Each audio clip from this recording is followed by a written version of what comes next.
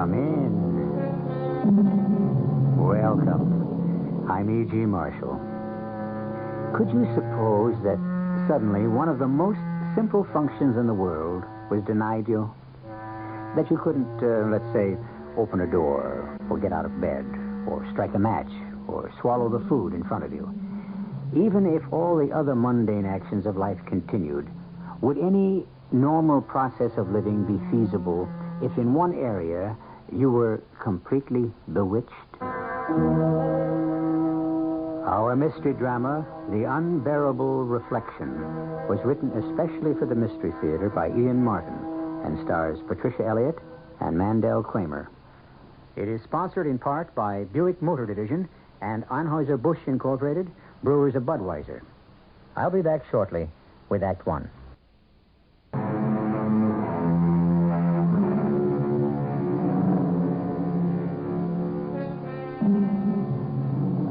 We are a nation that looks for idols to worship. And one of our fetishes is beauty.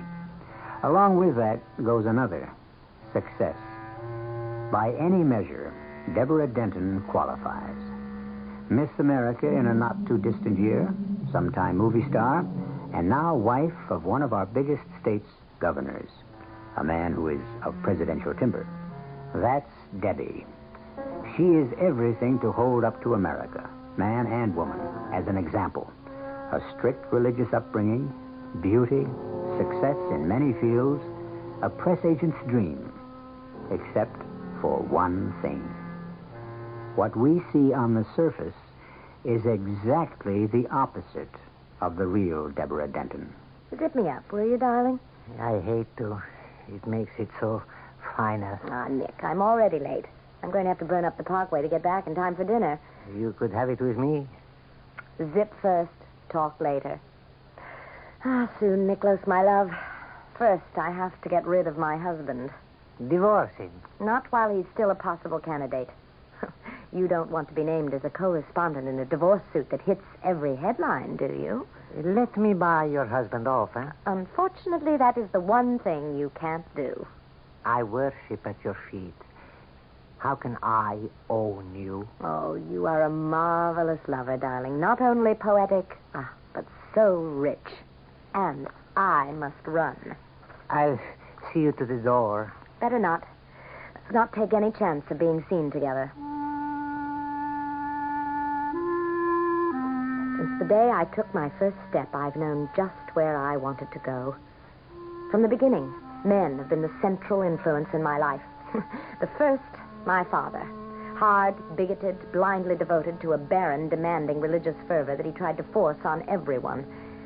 My only way out was to run, which I did with the first man I could persuade I was old enough to take me across the state line. Fortunately, my father was drowned in a flood shortly after, so my little mouse of a mother came to stay with me and eventually provided me with enough wholesomeness to run for my first beauty contest. The rest of my story has been told in every newspaper across the country and around the world. But the true story will only be told here as my last confession. As soon as I returned to the governor's mansion, I immediately crossed the hall to the private entrance of my husband's office. John, I'm back. Come in. The door's open. What are you doing here, Louis? Looking for a miracle. What sort of a miracle do you expect to find in my husband's files? Anything to use against the lieutenant governor. Against Frank? Now, why would you, John's campaign manager, want to attack or hurt his running mate? Deborah, where have you been all afternoon? I've been shopping. What business is that of yours? My dear Mrs. Denton, there's no need to look guilty. Why should I be interested in your whatever pursuits brought you home so glowing and alive and happy, even though empty-handed? I merely asked because obviously you haven't heard the news. What news? At a party luncheon, our esteemed senior Senator Walter Price announced that he was withdrawing his support for your husband in the coming campaign. Why? The stated reason was a disagreement over fundamental fiscal policies and Governor Stanton's lack of a firm stand on law and order.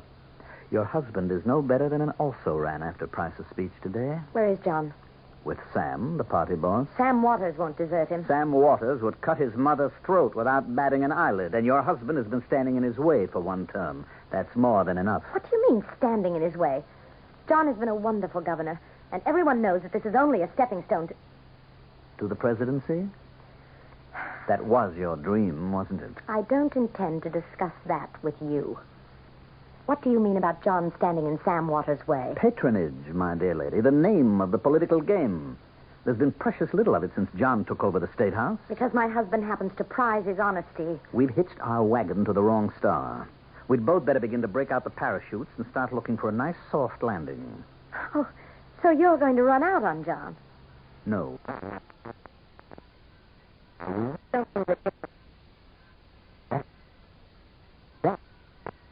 I never. I may be many of the things you say, but don't ever make the mistake of thinking me ridiculous. I despise you, Louis Stark. You are contemptible, conniving, evil, and totally dishonest. And when I tell my husband what you say behind his back, wouldn't dare to tell him to his face. I'll tell him when I'm ready. He won't have to wait. I'll take care of that. I doubt it. Unless, of course, you want me to tell him where you really were this afternoon. What? Are you having me followed? Oh, in a sense. You were at the Woodmere Motel from approximately 2 until 5 this afternoon. Quite a bit out of town, you know. You joined Mr. Joseph Martin in his private bungalow. Of course, we both know that that name is only a cover. His real name... That is enough. What are you trying to find out? Nothing yet. Patience is the one virtue I lay claim to. That sounds like the governor now. I guess you better leave us alone to put our heads together and see what we can pull out of the fire. I went up to my room, seething. From the first moment I had laid eyes on that beady-eyed, sardonic little toad, I had hated him. I took a tranquilizer and some aspirin, and I sat down before my mirror to try to smooth out the worry lines. I opened my makeup drawer to make some repairs, and there, staring me in the face, was the ultimate irony.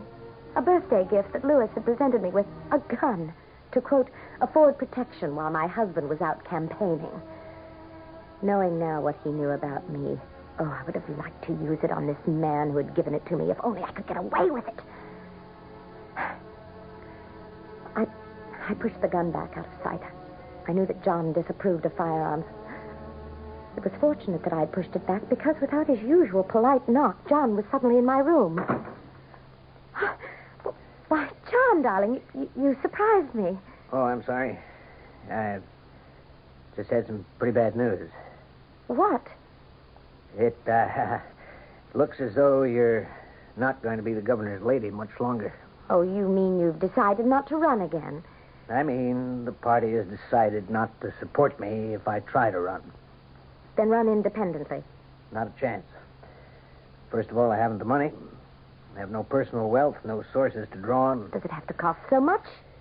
If you go to the people, you know you have their support. Yeah, I had. Till I cut the budget, raised taxes, tried to make the state solvent. Well, you know that Sam and Louis felt that you could have waited. Oh, sure. Sam and Louis aren't interested in principles or the public good, only votes.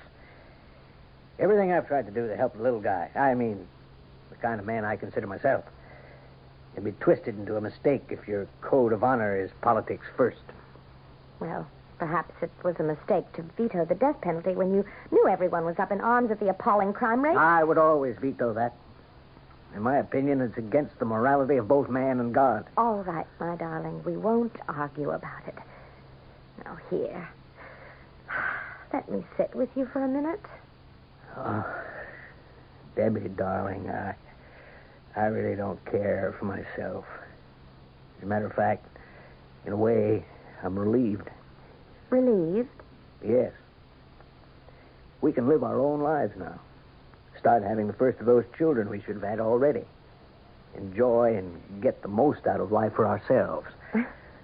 What will you be doing for a living? Oh, go back to the law. Oh, at that same poky little firm? I imagine Ed'd be glad to have me back. And I suppose reflected glory could get me in with some of the bigger firms. Come on, darling. We'd better get dressed for the Chamber of Commerce dinner tonight. Debbie, sometimes I wonder if you really love me. Or is it just the glamour and all the expectations for the future? Oh, be careful, my darling. And don't muss me, please. Well, I'm just rubbing against your hair. Oh, beautiful you are. And look at your reflection in the mirror. Was there ever a more beautiful woman? Debbie, sometimes I think for all my beliefs and my hatred for violence, if I ever found out there was anyone who wanted to steal you from me, if I ever suspected for a moment that some other man dared or you permitted him intimacies which are ours alone, I think I would revert to the animal that lives in all of us and destroy all three, you, me, and... Forgive me, darling. I don't know what came over me talking nonsense like that. It's just that I love you so. The Chamber of Commerce dinner was long and tedious. I was sent home early with the lieutenant governor's wife. But not before Louis had informed me that John, contrary to his normal habits, had been drinking quite a bit. But he assured me that it would be all right and that he would make sure he got safely home. I was sitting at my dressing table taking off my makeup when suddenly, impossibly, Louis was beside me, visibly shaken and frantic. Deborah. How the devil did you get in here? That doesn't matter for the moment. I'm here to tell you to lock your door when I leave. And whatever you do, don't let John come in. And remember the pistol I gave you. What are you talking about? He's found out about you and Nicholas. How? Never mind how. When I left him, he was loading his hunting rifle. For heaven's sake, when I leave, lock your door. Are you suggesting that I should be afraid of John, the most... Debbie, he is not himself. He's out of his mind. Good Lord, here he comes. Defend yourself, Deborah. Get your gun. He's out for blood. Debbie, tell me it isn't true. For God's sake, not now. Not you deserting me. John, put down that gun. What gun? Tell me it isn't true about you and Nicholas and Juggalo, or by heaven, I... No! God! Oh! Oh, John! It's all right, Deborah. He's dead. Quite dead. How do you know? Call a doctor. Get someone here. How do you know? Because this is exactly how I arranged it. Arranged it? Certainly. What better way to get you in my power?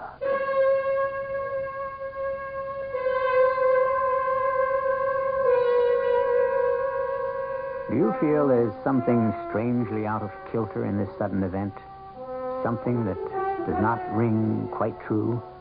Or perhaps a better phrase is something unnatural? For we have just passed the boundaries of a finite world to the supernatural, the unexplained, the terror of something beyond a human being's ability to have foreseen, or, now that it has happened, to cope with. I'll return shortly with Act Two.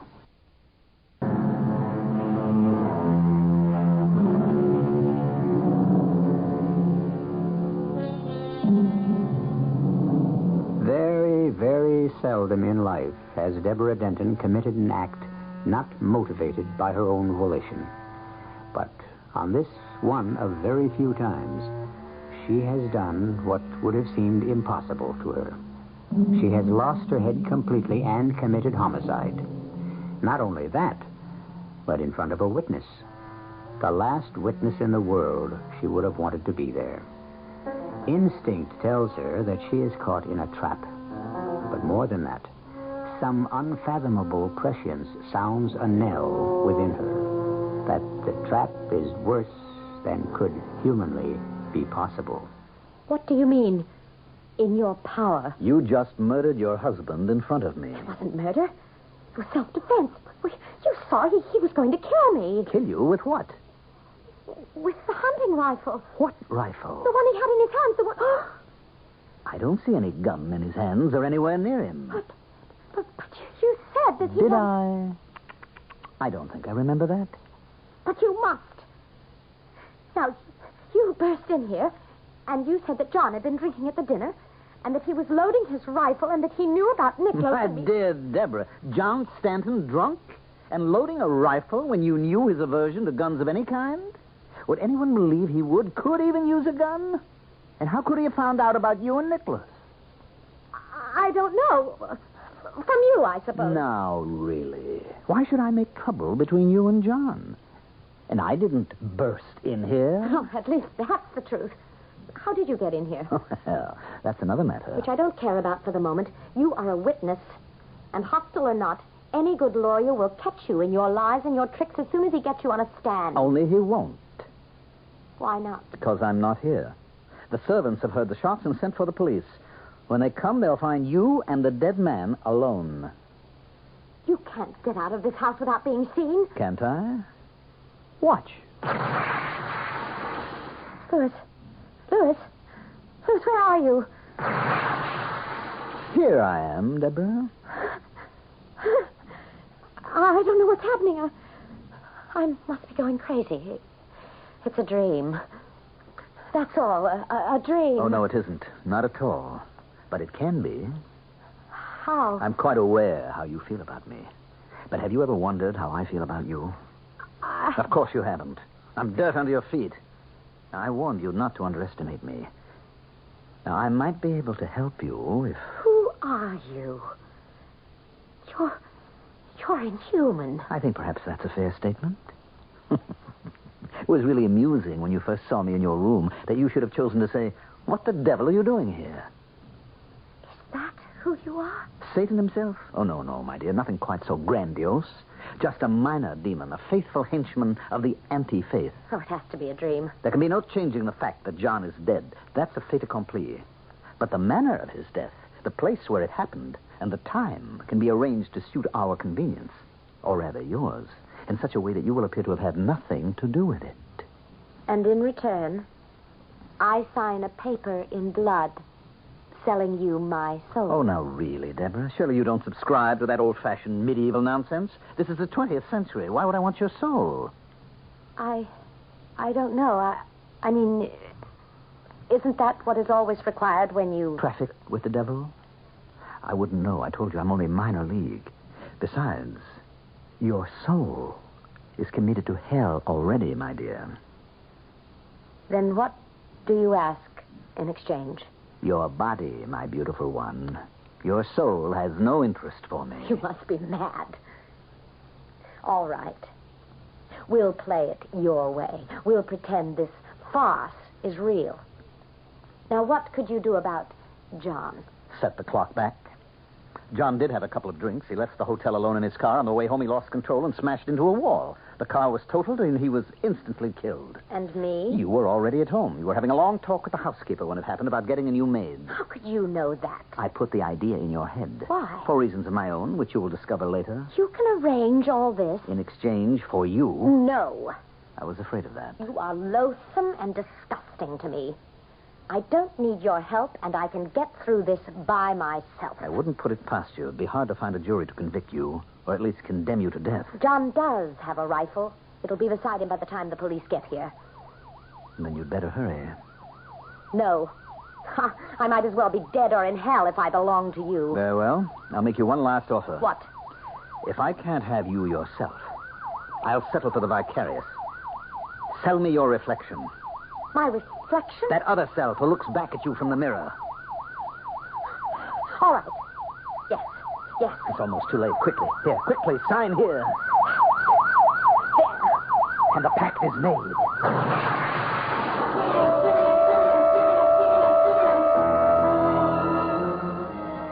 There was a shudder and slash, and a wild feeling as though the world had stopped spinning on its axis. I was conscious that the police siren had cut off, as though by a switch being thrown, and that John's body and Louis had disappeared. The last thing I remember in my half-consciousness was the fantastic sight of the glass fragments from the broken vanity mirror which one of my shots had scattered, lifting and gathering in the air and coming together into the mirror again.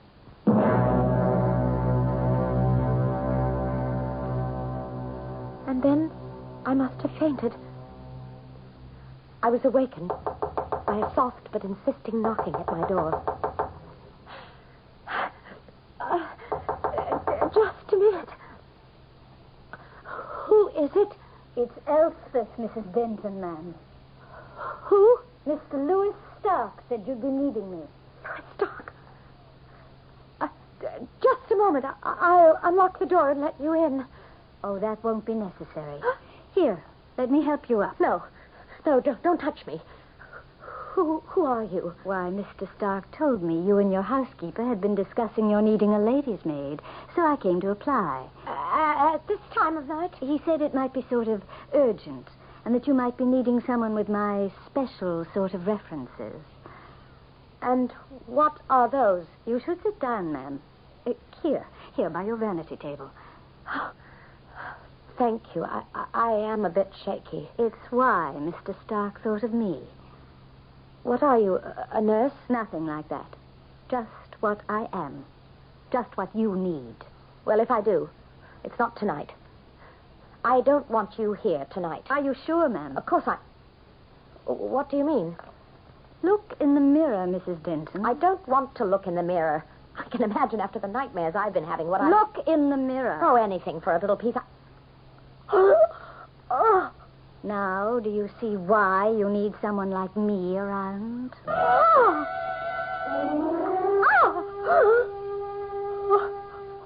What else showed me in the mirror was nothing. Reflected in the background were all the normal things I expected to see. The Austrian curtains draped by the window, a sampler which my mother had needle-pointed for me, the great canopied bed to my left, and to the right, the chaise lounge and part of the closet door. But in the center of all, where I should have been, was nothing. I don't mean a blank or the outline of a shape, just nothing at all. As though the mirror reflected only an empty room. You see? But it can't be. Oh, give me my hand glass. Here, madam. Well? Nothing. The same. Oh, what am I going to do? That's why Mr. Louis Stark thought you might have need of me. How can you help? Can you bring my likeness back? No, but I can protect you. How? First, by keeping people away from you. Or more important, you away from them. But if John is dead, I can't just hide. No. But you could have need for a nurse, someone to take care of you.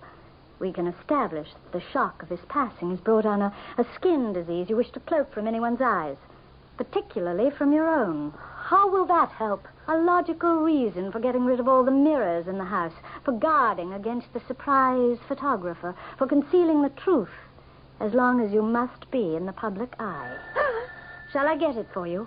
No, I'll get it. At least I'm safe on the phone. Hello? Debbie? Oh, it's you. Can you talk? Just a moment. Would you mind leaving me alone, please? To talk to Miklos? Or should I use the cover name? Damn you. Since we are sisters under the skin, I shall quietly disappear. Oh, no. Hello? All right. No, but we can talk now, Nicky. What is it? I just heard the news News? about John on my car radio. Is it true? What did they say? Just that he apparently lost control of his car on the parkway and smashed into the wall of an underpass, and that he must have been killed instantly. Oh, thanks, Peter. What did you say? Oh, Debbie, you know, don't you? I mean... It's all right. I know. Oh, for a moment there I thought I'd made... I don't mean to be ghoulish, but I have a wonderful idea for us. What? You are a grieving widow. What is more natural that you should want to get away? You go to Europe on a trip and steal away to my island. Oh, I have such a room for us, all glass. What is not windows to the sun and sea is mirrors. I can see you there, my darling. Not just the magic of you alone, but reflection after reflection. Oh, I'm sorry. I got carried away. You'll forgive me. But I want you so. I need you so, and I want you to be my bride. Once you are, I will buy you the world. Oh, my darling, I want that too. I just... Give me time to think. I'll call you tomorrow. What am I going to do? You see what I meant? Especially if... What? Especially if you have a lover or wish to take another husband. How do you explain you have no reflection in the mirror or in a still pond or a store window passing by or even no shadow in the brightest sunlight? You don't have to keep reminding me. I know how I've been cheated. Not cheated, ma'am, just outmaneuvered. How could you expect to win when the devil held the dice?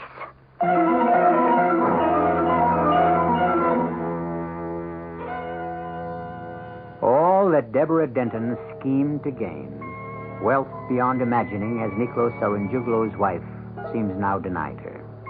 Can she outwit the devil, or is she already doomed?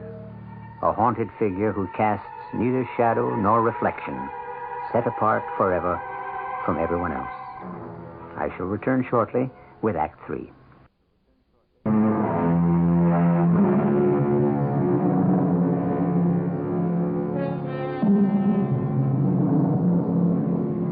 The next 3 days were the most difficult of Deborah Denton's life.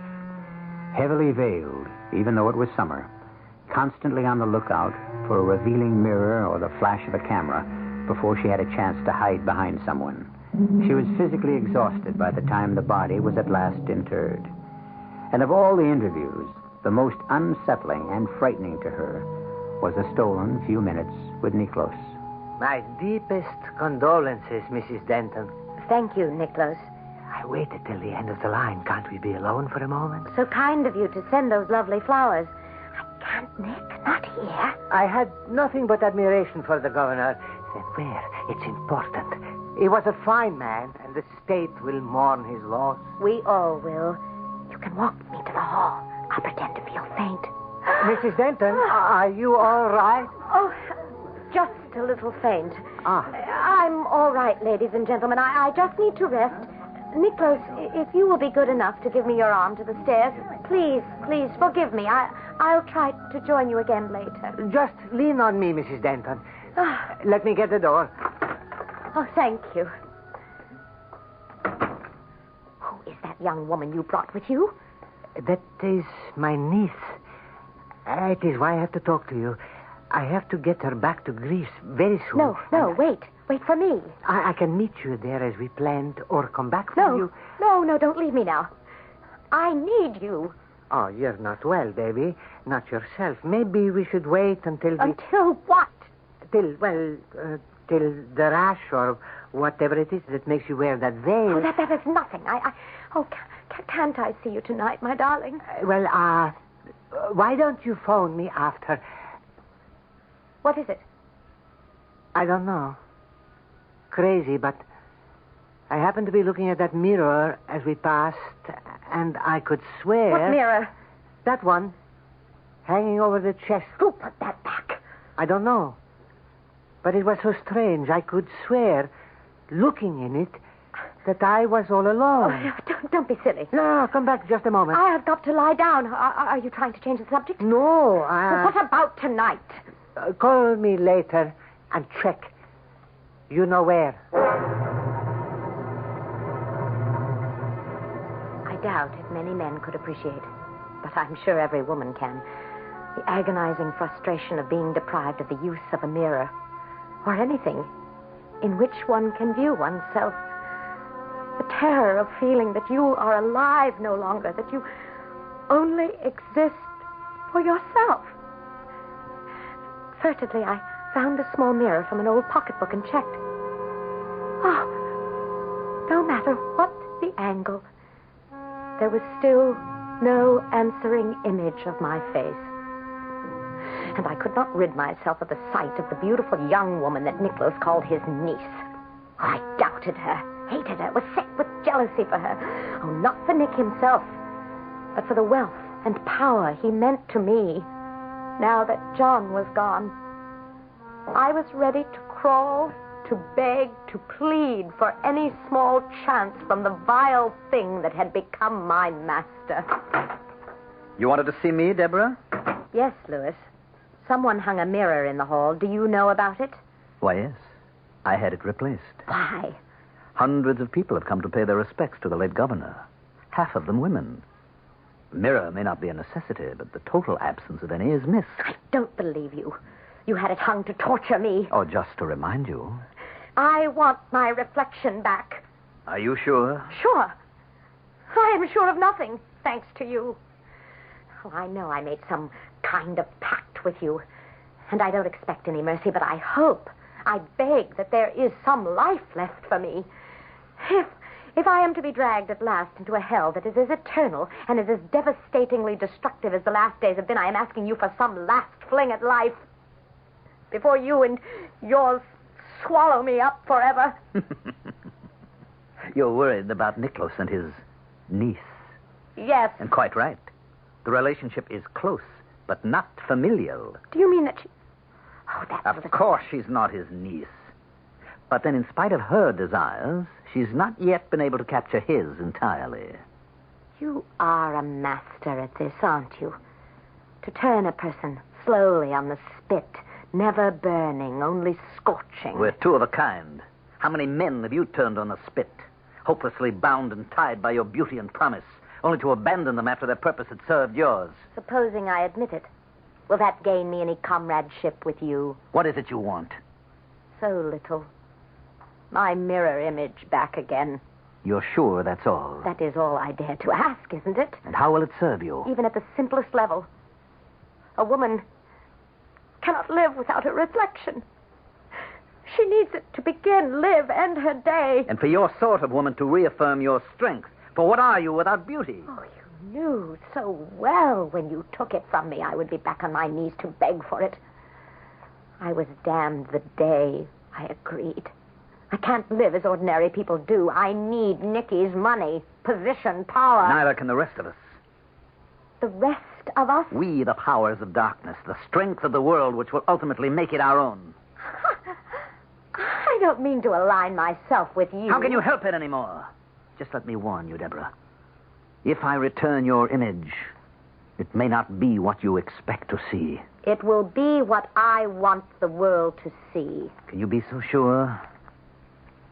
It will be me, won't it? Of course. I'll sign anything more for that chance. There's no need for that. Call your lover. Win him back from his niece, if you can. By the time you two can meet, your mirror image will have returned. I want it now. Some things are possible, but not all. You must wait until you meet him again. Maybe we shouldn't rush things. There is still time to... You are a fantastically attractive man, my darling, but I don't quite trust that niece of yours. Oh, come to me. Make it 10 o'clock. It'll be nice and dark by then. And Elspeth will be waiting. Do I expect you? You know, all you have to do is ask. I'll be there.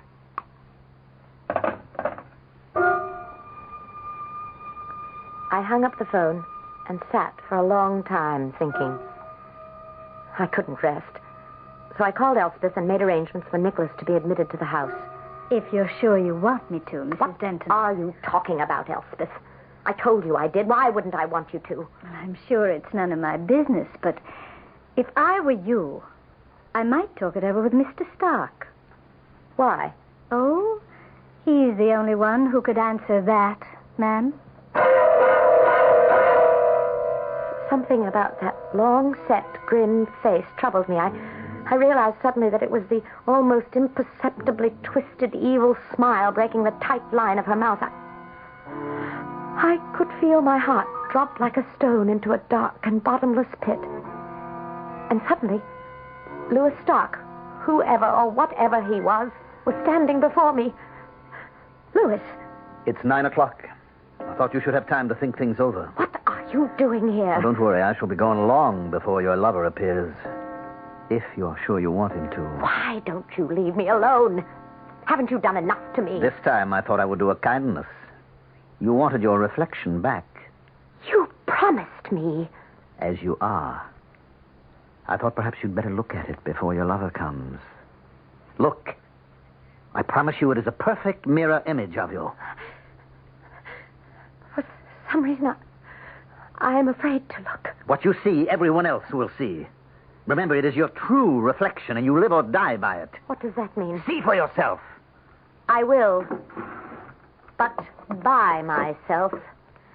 This time, the gun is loaded. I want you out of here. Look on yourself, Deborah. I had no will of my own for that moment. Standing with the gun in my hand, I turned to the mirror which Elspeth had restored to the vanity.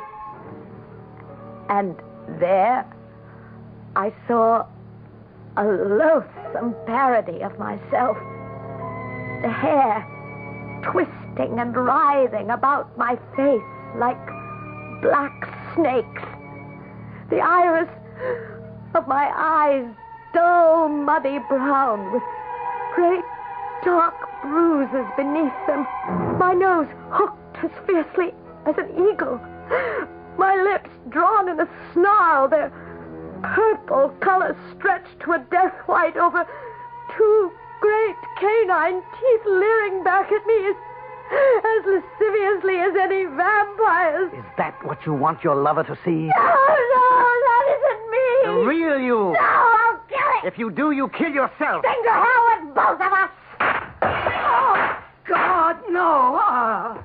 John! No, John! It's all right, Deborah. He's dead.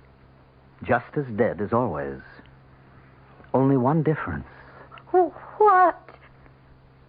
It will take time. The trial, the headlines, jail, and then the long wait for the death sentence to be carried out. Everything your husband fought against. How do you know? How can you be so sure? Because we're right back where we started. This is exactly how I arranged it. Arranged it? What better way to get you in my power, Deborah? This time, forever. No need to dwell on a sensational trial, and the most ironical of circumstance, that a governor who was forced to sign a bill reestablishing the death sentence in his state made his wife the first victim, as he himself was the first victimized. I'll be back in a moment.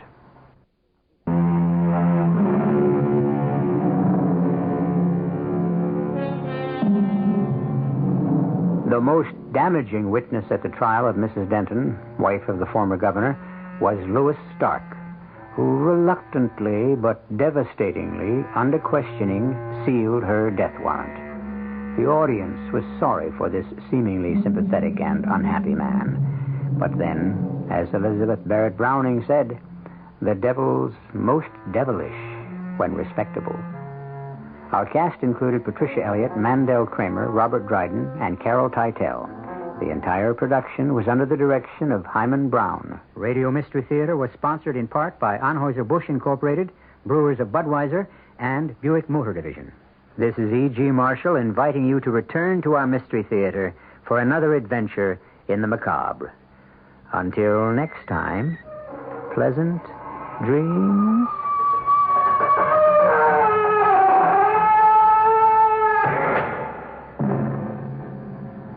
Tonight's WOR Mystery Theater was also brought to you in part by ShopRite Supermarkets, where you get a lot more for a little less. The preceding program was furnished by CBS Radio.